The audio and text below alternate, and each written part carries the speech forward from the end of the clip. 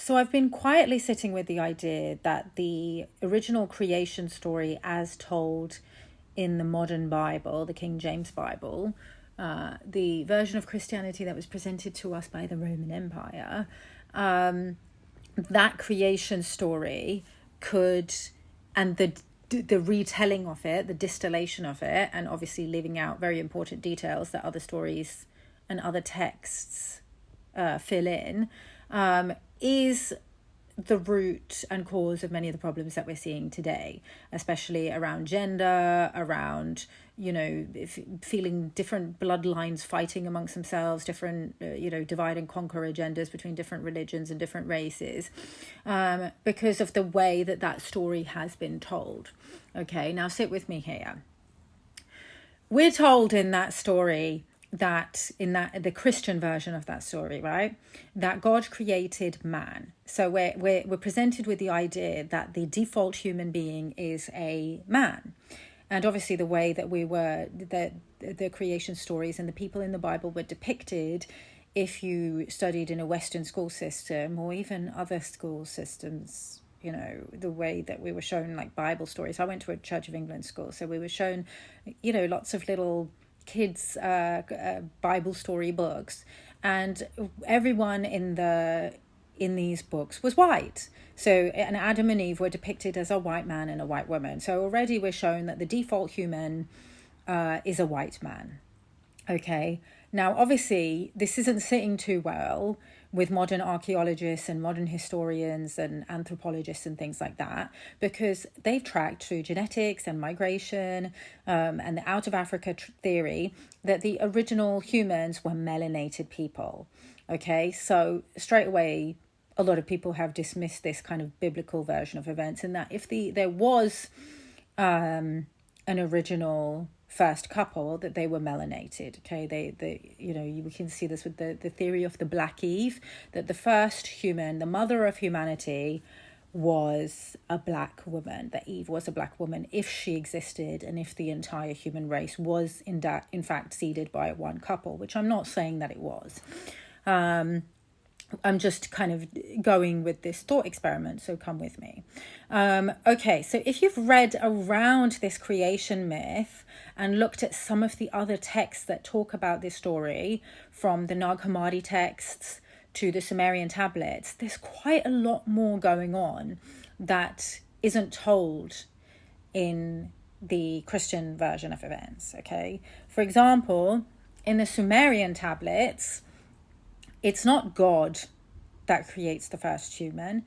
It's actually the Anunnaki who forms him out of clay, and then basically teaches him all these things that, the other Enlil and Enki, they have a fight over what you're supposed to be teaching him. His name's Adapa, right?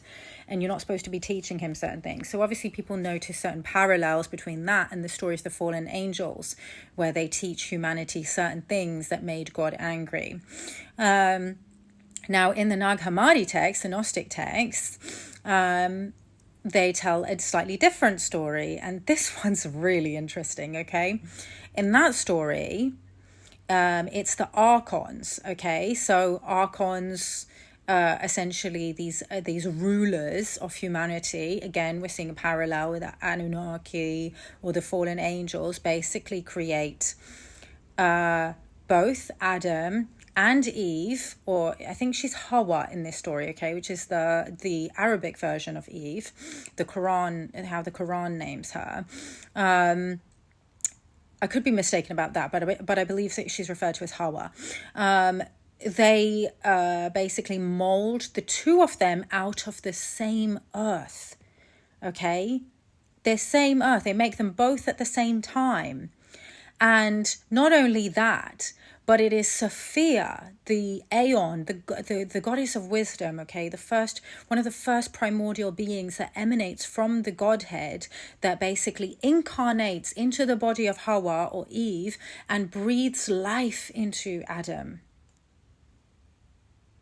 And he basically says, you've given me life. So I think he names her. I have to read the story again, but basically she is the one that gives him the breath of life. And the story takes a much darker turn as well. There's also a tree with fruit And it's much, much more symbolic and much deeper and more esoteric than the biblical story. So, I encourage you guys to, if you're interested in kind of esoteric symbolism and syncretism, I encourage you to read that story a little bit more deeper. I'm not going to go I don't want to digress too much. I want to stick to the Adam and Eve creation story. Okay. Now, if you've read the Zohar, even more interesting. So the Zohar is basically, I believe it was written in the 13th century, and it's basically a book of Kabbalic wisdom. And it tells the story again that God creates the first being called Adam. And now etymologically, the word Adam basically comes from, it's got the same etymological roots as the word atom. And it essentially means dust or earth or matter, right? So God basically creates this being that's made of matter or earth or physicality or substance, right? And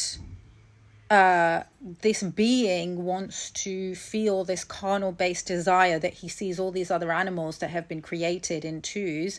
He wants to feel that. Okay, I use the word he very loosely. It's more like a they, because at this point this being doesn't have a gender. And then what God does in this story is he cleaves this being into two and then presents the feminine one as the bride to the masculine one. Okay, so it wasn't that there was a first man, it was literally just a first being that was an androgyne, and that had no gender, and then basically polarized into two, which basically mirrors the architecture of reality as described in the Nag Hammadi text with, the emanation of Christ and Sophia. So it is fascinating, because then if you look into other translations of the book of Genesis, like for example in the Ethiopian Bible, which basically translates the original Aramaic differently, you'll find that it's not actually a rib. Like Eve or Hawa is not actually created from the rib. She's actually cleaved from the side of Adam. Basically the entire left side of him, or it, or they, is basically split in half, and then they create two beings from that. So, obviously there's other stories like Plato's Symposium that talks about like an androgynous human that has 4 arms and 4 legs that's cleaved into two and separated, and then for the rest of their lives they're like longing for this union with their oversoul, with their avatar, because they're only half, right? And this obviously goes into a lot of twin flame stuff. So yeah, it's really, I find it so fascinating. But this whole idea that the default human is not just a man but a white man is absolutely so inverted when you actually look at all the original texts and compare them. Okay, because the idea that the first human being was a male is just totally nonsense. We all start as female in the womb. Okay, we all start as a fetus develops. It first develops as with female body parts, and then if it has the Y chromosome, then eventually the female parts will continue to develop, become distended, and grow outside of the body, and a male is basically an overdeveloped female. So if anything, the default human is not a white man, it's a black woman.